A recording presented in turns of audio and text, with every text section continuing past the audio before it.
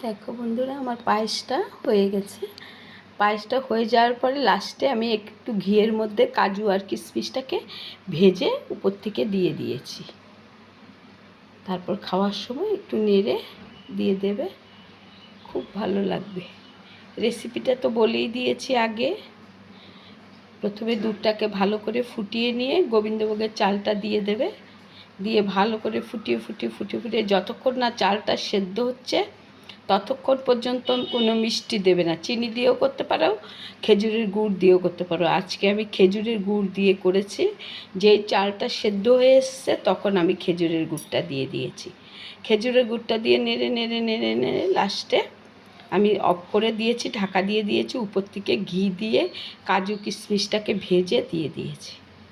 এভাবে আজকে পায়েসটা করে নিয়েছি। তোমরা এইভাবে পায়েস করে খাবে, দুর্দান্ত লাগবে।